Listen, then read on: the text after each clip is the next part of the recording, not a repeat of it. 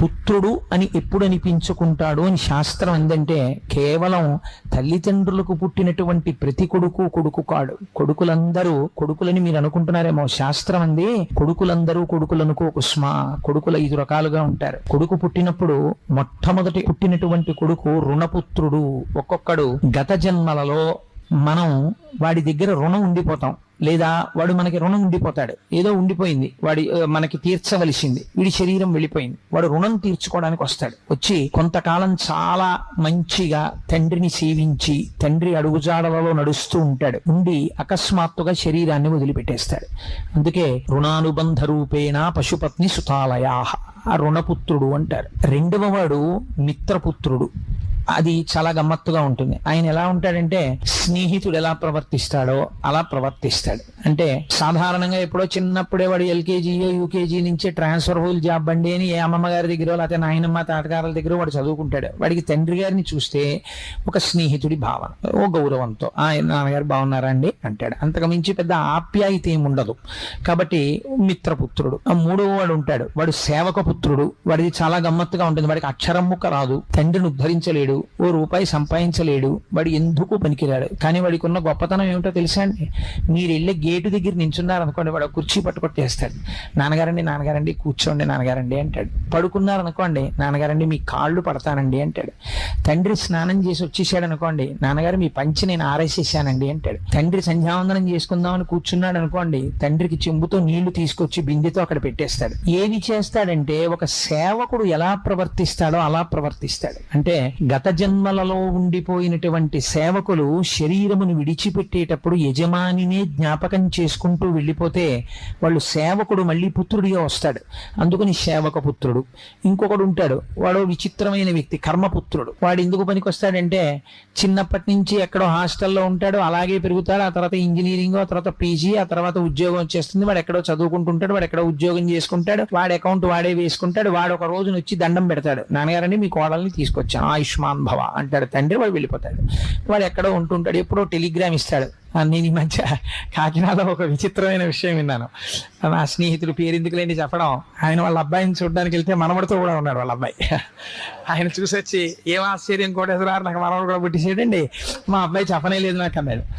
ఒక్కొక్క కొడుకు అలా ఉంటాడు. కాబట్టి వాడు ఎప్పుడు వస్తాడంటే, ఈ తండ్రి శరీరం పడిపోయిన తర్వాత వాడికి టెలిగ్రామ్ ఇస్తారు. వాడు ఎక్కడో అమెరికాలోనో రష్యాలోనో ఎక్కడో ఉంటాడు. వాడు పుట్టినందుకు ఈయనకి ప్రారంభం ఏమిటంటే, ఓ 48 గంటలు ఐస్ పెట్లో ఉంటాడు. ఆయన ఉంటే వాడు వస్తాడు. వాడు వచ్చి ఏం చేస్తాడంటే, బయటికి తీసి దీన్ని అంచి చేసేస్తాడు. చేసేసి, అంత టైం లేదండి, 11 రోజులు సెలవు కుదరదు, దీనికి లఘువు ఏమైనా ఉందా అని అడుగుతాడు పండితుల్ని పిలిచి. ఏదో చెప్తారు వాళ్ళు, ఏదో చేయని కర్మ ఏం చేస్తావు మరి, మీ నాన్న ప్రారంభం అంటారు.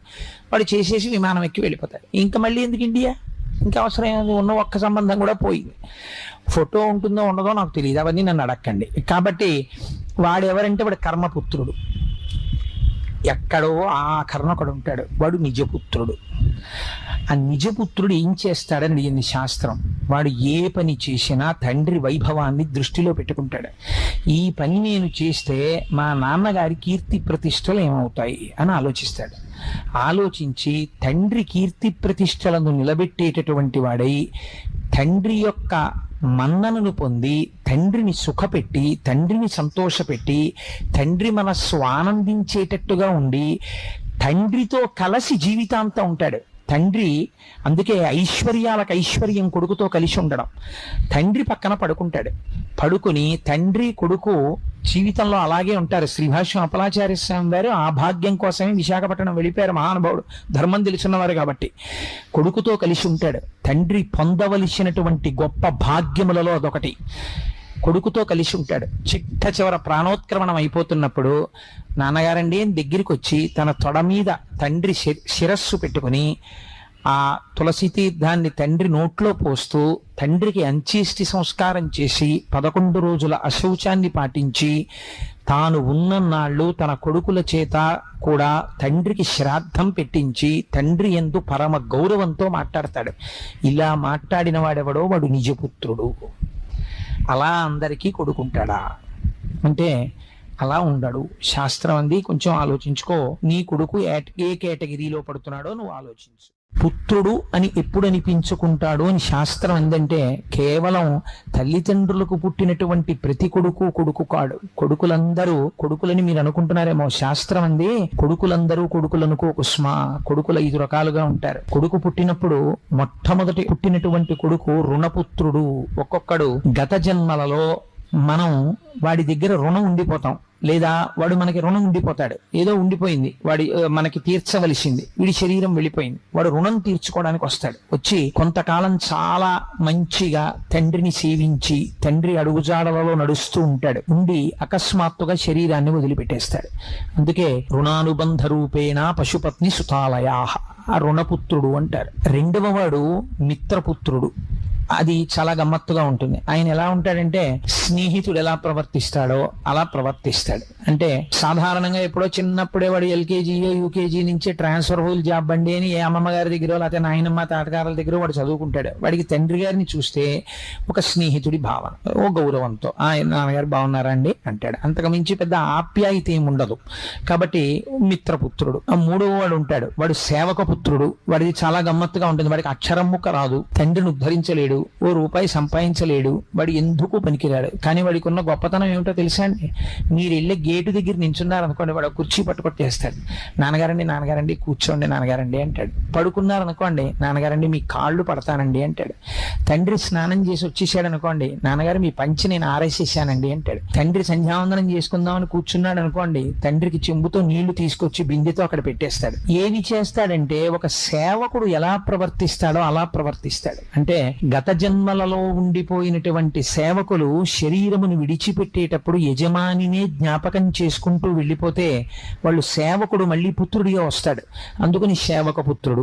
ఇంకొకడు ఉంటాడు, వాడు విచిత్రమైన వ్యక్తి, కర్మపుత్రుడు. వాడు ఎందుకు పనికి వస్తాడంటే చిన్నప్పటి నుంచి ఎక్కడో హాస్టల్లో ఉంటాడు, అలాగే పెరుగుతాడు. ఆ తర్వాత ఇంజనీరింగ్, ఆ తర్వాత పీజీ, ఆ తర్వాత ఉద్యోగం వచ్చేస్తుంది. వాడు ఎక్కడో చదువుకుంటుంటాడు, వాడు ఎక్కడో ఉద్యోగం చేసుకుంటాడు, వాడి అకౌంట్ వాడే వేసుకుంటాడు. వాడు ఒక రోజున వచ్చి దండం పెడతాడు, నాన్నగారండి మీ కోడల్ని తీసుకొచ్చాను ఆయుష్మాన్ భవ అంటాడు. తండ్రి వాడు వెళ్ళిపోతాడు. వాడు ఎక్కడో ఉంటుంటాడు, ఎప్పుడో టెలిగ్రామ్ ఇస్తాడు. నేను ఈ మధ్య కాకినాడలో ఒక విచిత్రమైన విషయం విన్నాను. నా స్నేహితుడు పేరు ఎందుకు లేని చెప్పడం, ఆయన వాళ్ళ అబ్బాయిని చూడడానికి వెళ్తే మనవడితో కూడా ఉన్నాడు వాళ్ళ అబ్బాయి. ఆయన చూసి వచ్చి ఏం ఆశ్చర్యం కోటేశ్వరారు, నాకు మనవడు కూడా పుట్టిసేయండి, మా అబ్బాయి చెప్పనే లేదు నాకు అన్నాడు. ఒక్కొక్క కొడుకు అలా ఉంటాడు. కాబట్టి వాడు ఎప్పుడు వస్తాడంటే ఈ తండ్రి శరీరం పడిపోయిన తర్వాత వాడికి టెలిగ్రామ్ ఇస్తారు. వాడు ఎక్కడో అమెరికాలోనో రష్యాలోనో ఎక్కడో ఉంటాడు. వాడు పుట్టినందుకు ఈయనకి ప్రారంభం ఏమిటంటే ఓ 48 గంటల ఐస్ పెట్లో ఉంటాడు. ఆయన ఉంటే వాడు వస్తాడు. వాడు వచ్చి ఏం చేస్తాడంటే బయటికి తీసి దీన్ని అంచి చేసేస్తాడు. చేసేసి అంత టైం లేదండి, 11 రోజులు సెలవు కుదరదు, దీనికి లఘువు ఏమైనా ఉందా అని అడుగుతాడు పండితుల్ని పిలిచి. ఏదో చెప్తారు వాళ్ళు, ఏదో చేయి నీ కర్మ ఏం చేస్తావు మరి, మీ నాన్న ప్రారంభం అంటారు. వాడు చేసేసి విమానం ఎక్కి వెళ్ళిపోతాడు. ఇంకా మళ్ళీ ఎందుకు ఇండియా, ఇంకా అవసరం ఉన్న ఒక్క సంబంధం కూడా పోయింది. ఫోటో ఉంటుందో ఉండదో నాకు తెలియదు, అవన్నీ నన్ను అడక్కండి. కాబట్టి వాడెవరంటే వాడు కర్మపుత్రుడు. ఎక్కడో ఆఖరణ ఒకడు ఉంటాడు, వాడు నిజపుత్రుడు. ఆ నిజపుత్రుడు ఏం చేస్తాడని అడిగింది శాస్త్రం. వాడు ఏ పని చేసినా తండ్రి వైభవాన్ని దృష్టిలో పెట్టుకుంటాడు. ఈ పని నేను చేస్తే మా నాన్నగారి కీర్తి ప్రతిష్టలు ఏమవుతాయి అని ఆలోచిస్తాడు.